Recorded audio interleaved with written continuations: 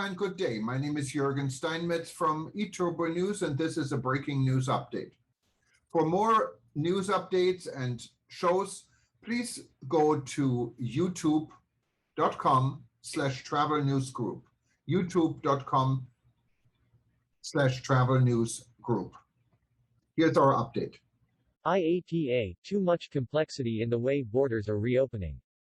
International and domestic travel restrictions are a complex and confusing web of rules with very little consistency among them.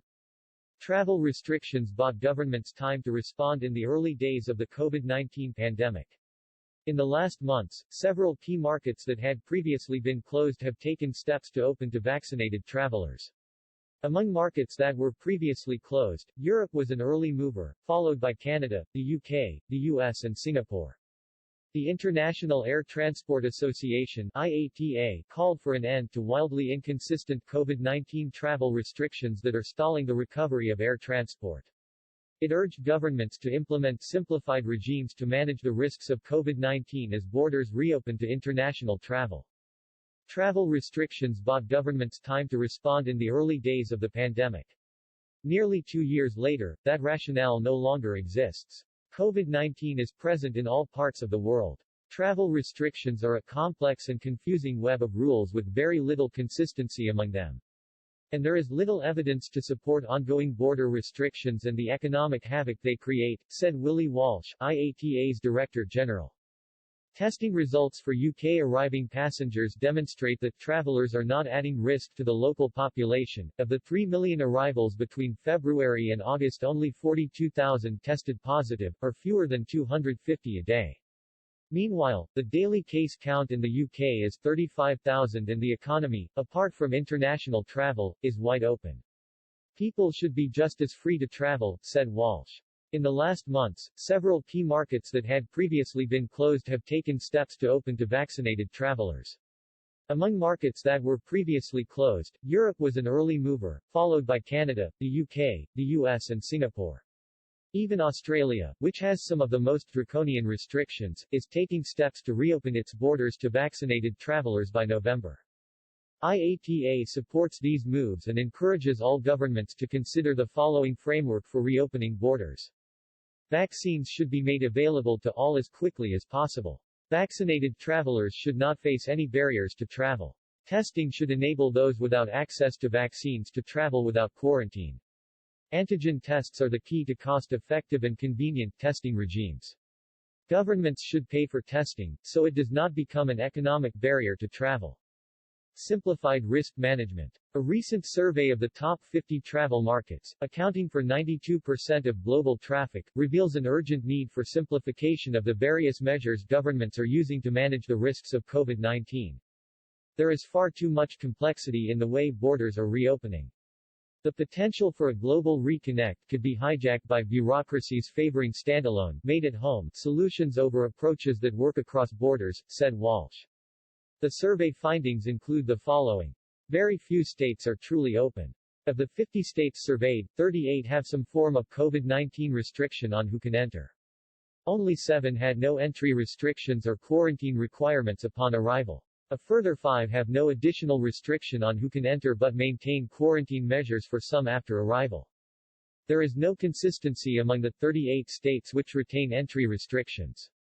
20 states exempt or foresee exemptions from restrictions in various forms for vaccinated travelers, but only 6 are confirmed to exempt minors, who are unable to be vaccinated in most markets, when they travel with vaccinated adults.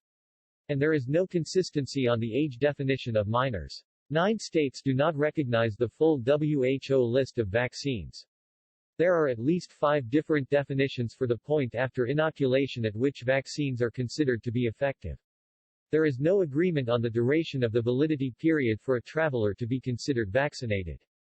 Only 4 states, Germany, France, Switzerland, and Austria, recognize immunity resulting from previous COVID-19 infection as equivalent to vaccination. There is no consistency on what is needed to prove prior infection. There are complex conditions imposed by the 46 states requiring pre-departure testing.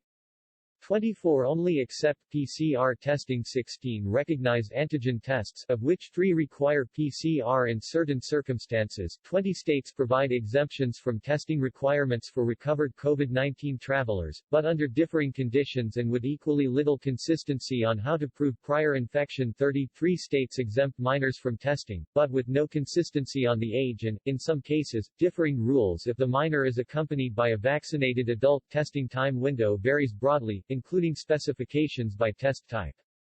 The situation is a mess. It's stalling recovery. Complete harmonization is unlikely. But some simple best practices that travelers can comprehend should be achievable, said Walsh.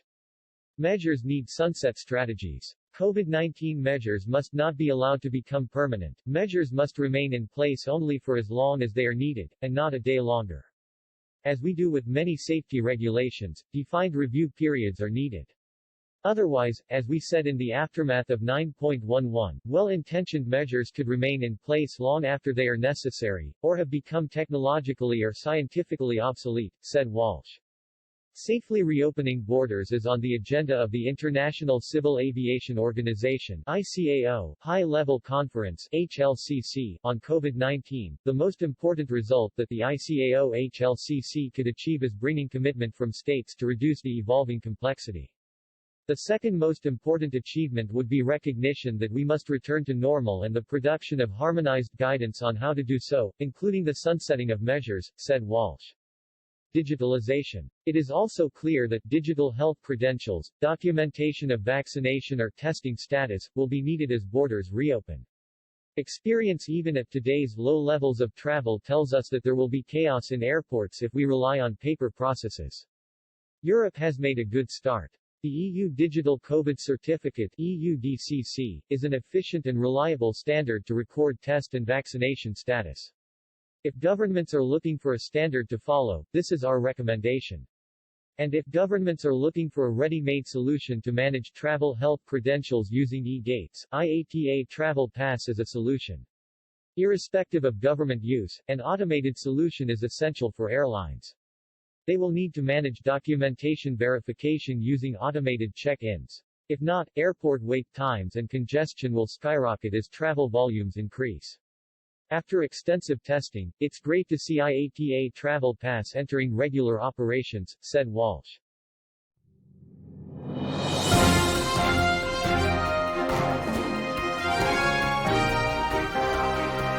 Thank you for listening to our news update. There's more on youtube.com/travel news group, or you can read us, of course, in going to our news portal at eTurboNews.com or travelnews.online.